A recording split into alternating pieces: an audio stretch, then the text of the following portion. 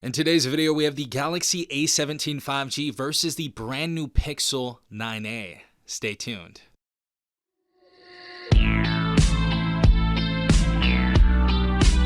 Alright everyone, I wasn't going to do this video. Trust me, I was not going to do this video until the price drop of the Pixel 9a went from a whopping $499 to $349 right now. So I feel like, honestly, this is the best deal in budget phones right now. So if you guys are looking to get a brand new phone, Amazon has a crazy deal right now where you can get the Pixel 9a for only $349. So if you guys want to pick this up, I'll leave a link in the description down below. But anyways, getting back into the video, we're going to go over some specifications. We're also going to go over some of my experiences with both these devices. And at the end of this video, I'm going to tell you which phone is worth it. But getting straight into this video, first and foremost, we're going to start off with the displays on these devices. The Galaxy A17, first and foremost, has a Super AMOLED 90 Hertz refresh rate, 800 nits brightness on this display, 6.7 inches. Of course, we have 1080 by 2340, so a full HD display right here with a decent PPI at 385 PPI. Very, very decent for a $220 price tag. Going over to the Pixel 9a, we have a POLED 120 Hertz refresh rate, full HD display, but this is going to have a peak nit brightness of 2700 nits. So insanely bright right here. Again, the display is 6.3 inches compared to the 6.7 that we saw on the Galaxy A17. So this is going to be a lot smaller of a phone compared to the A17. However, we do have a very solid PPI at 422 PPI compared to the 385 we see on the Galaxy A17.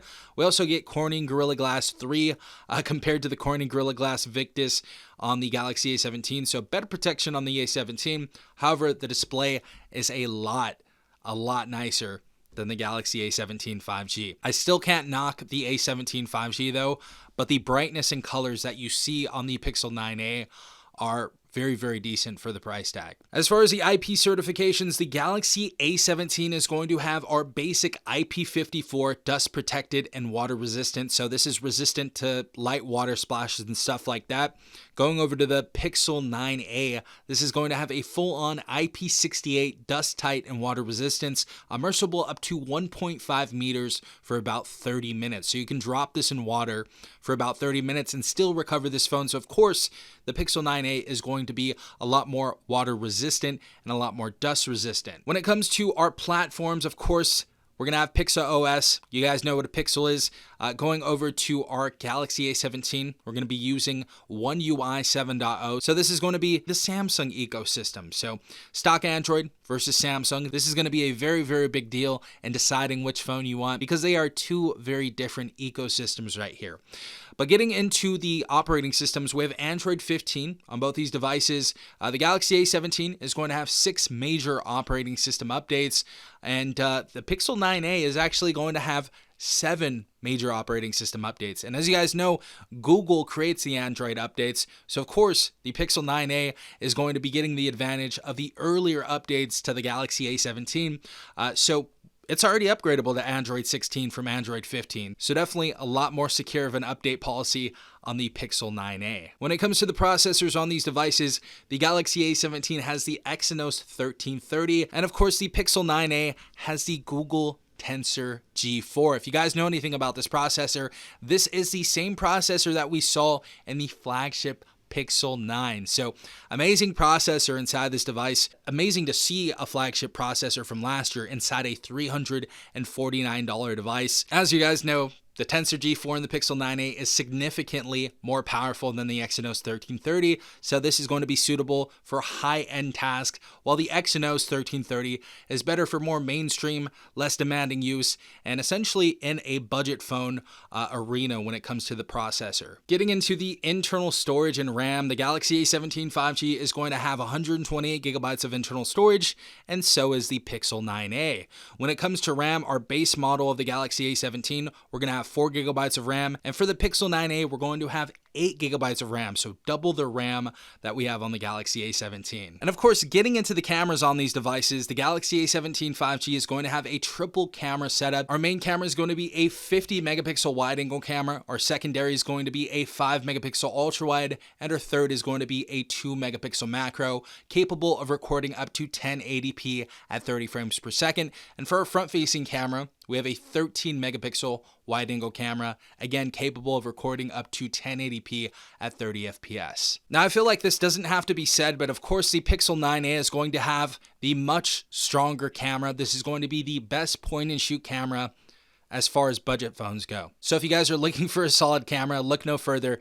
Get this instead of the Galaxy A17 5G. But anyways, when it comes to specifications, our main camera is going to be a 48 megapixel PDAF with OIS inside of it, and our secondary camera is going to have a 13 megapixel ultra wide camera. So we have dual LED flash, pixel shift, Ultra HDR, panorama, and of course best take. This camera is also capable of recording up to 4K at 60 frames per second, and this is going to be a lot better than the Galaxy A17. As far as the Pixel 9a's front-facing camera, we have of course a 13 megapixel ultra-wide camera capable of HDR and panorama, and we can record up to 4K at 30 frames per second on this device as well. As far as the sound on both these devices, the Pixel 9a is going to have stereo speakers, so we're going to have a speaker in the headset and a second speaker at the bottom of the phone as well. So the Pixel 9a has a rich sounding speaker, especially for the price tag.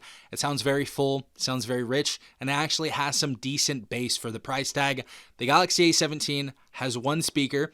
It doesn't sound too bad, honestly, and compared to its lower little brothers like the Galaxy A07, it sounds a lot better, but it cannot touch the Pixel 9a when it comes to the sound of the speakers. When it comes to the fingerprint sensor, we have a side-mounted fingerprint sensor on the Galaxy A17 5G. That is pretty good. It's pretty solid, honestly. But we have an optical fingerprint sensor on the Pixel 9a that is even better. So, yeah, Pixel 9a wins for security, I guess. But depending on what you like, of course, this is going to be a subjective thing. Some people like a side-mounted fingerprint sensor, but in all honesty, the Pixel 9a works a lot better. Getting into the batteries on these devices, the Galaxy A17 has a 25-watt fast charging rate, and the Pixel 9a only has 23-watt wired charging rate.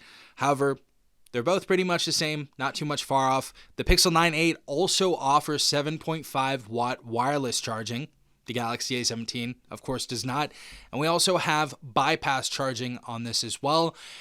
And what's really surprising is I thought the Galaxy A17 had a bigger battery than the Pixel 9a, but the Pixel 9a has a 5100 milliamp battery compared to the Galaxy's 5000 milliamp battery. So this is going to be the biggest battery in a Pixel to date. Very, very impressive stuff from Google. So if you guys are looking for a solid budget phone, in all honesty, if you guys are looking for something that's going to last you for more than 1-2 years, I would pick the Pixel 9a all day over the Galaxy A17 5G.